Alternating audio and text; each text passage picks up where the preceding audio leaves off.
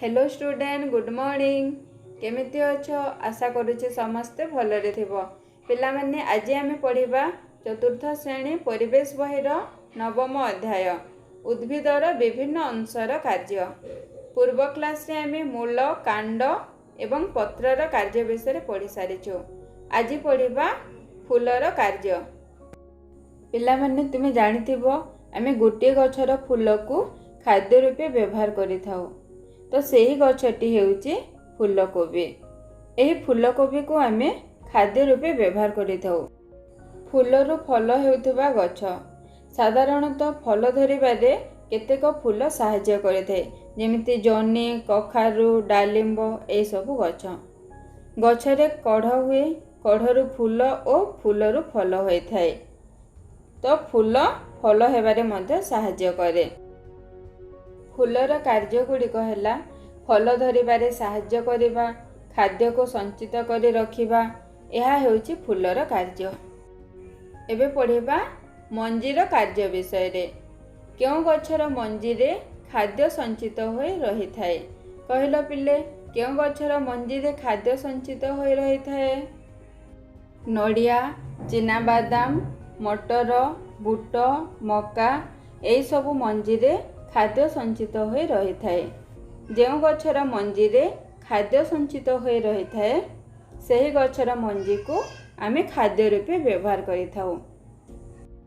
पाकल फलर सुस्थ मंजीरु नुआ गछटे सृष्टि हुए। क्यों क्यों गछर मंजी रे खाद्य संचित होई रहे कहलो पिले क्यों गछर मंजी रे खाद्य संचित होई रहे। मका चिनाबादाम नड़िया मटर बुट एई सबु गछर मंजी रे खाद्य संचित होई रहे। तुमे जानिछ कि 50 टी पत्र थिबा उद्भिद दिन को प्राय 1 लिटर जल बाष्प आकार रे वायुमंडल को छाड़े। वायुमंडल रे अधिक जलीय बाष्प रहिले वायुमंडल ठंडा रहे एणु गछ को पृथ्वीर प्राकृतिक शीतलीकरण यंत्र कुहा जाए। एबे आमे अभ्यास कार्य करिबा। 1 नंबर उद्भिदर केउ अंश निम्न कार्य गुड़िक करिथाए। क माटीरु जल शोषण करे। केउ अंश माटीरु जल शोषण करिथाए मूल। ख रे कोन देइछि गछ पई खाद्य प्रस्तुत करे। पत्र ग रे कोन अछि चेर द्वारा शोषित जल को पत्र पाख को पठाए। कांड घ फल हेबारे साहाय्य करे। फल हेबारे किए साहाय्य करे फूल। 2 नंबर रे कोन देइछि नुआ गछ सृष्टि हेउतबा गछर नाम तल सारणी रे लेख। मूल बा चेररू मूल बा चेररू केउ गछ सृष्टि हुए। कदली बरगछ एई सबु गछ मूल बा चेररू बाहरी थाए। कांडरू गोलाप आखु मंदार एई सबु गछ कांडरू ही बाहरी थाए। पत्ररू अमरपोई गछ सृष्टि हुए। मंजीरू धान मुग बिरी कोलथ मटर एई सबु मंजीरू नुआ गछ सृष्टि हुए। तापरे 3 नंबर कोन देइछि खाद्य संचित होई रहुतिबा गछ गुड़िकर नाम तल सारणी रे लेख। पत्र रे केउ गछर पत्र रे खाद्य संचित होई रहे। बंधाकोबी और सप्तफेणी। मूल रे मूला और गाजर ए गछर मूल रे खाद्य संचित होई रहे। मंजी रे नड़िया और चिनाबादाम। फल रे केउ गछर फल रे खाद्य संचित होई रहे। कदली और सपुरी। केउ गछर कांड रे खाद्य संचित होई रहे। अदा और सारू। फूल रे केउ फूल रे खाद्य संचित होई रही थाए फूलकोबी। एबे आमे 4 नंबर करिबा। 4 नंबर रे कोन देइछि मूल माटीरु जल शोषण करे। एहा जानिबा पई चित्र सह परीक्षाटिए कर। कोन लिखिबो गोटे ग्लास रे किछि अलता मिसा पानी नेबा।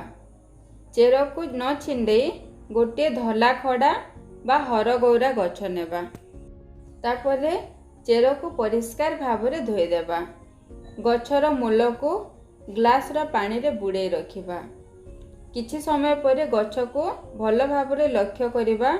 ସେଥିରୁ ଜଣାଯିବ ଯେ ଗଛଟିର କେତେକ ଅଂଶ ଲାଲ ହୋଇଯାଇଛି। ଗ୍ଲାସରେ ଥିବା ଅଲତା ମିଶା ପାଣି ମୂଳ ବାଟେ ବିଭିନ୍ନ ଅଂଶକୁ ଯାଇଛି। ଏଥିରୁ ଆମେ ଜାଣିଲେ ମୂଳ ମାଟିରୁ ଜଳ ଶୋଷଣ କରେ। 5 ନମ୍ବରରେ କ'ଣ ଦେଇଛି? ଗଛର ପତ୍ର କିପରି ଖାଦ୍ୟ ପ୍ରସ୍ତୁତ କରେ ଲେଖ। କ'ଣ ଲେଖିବ?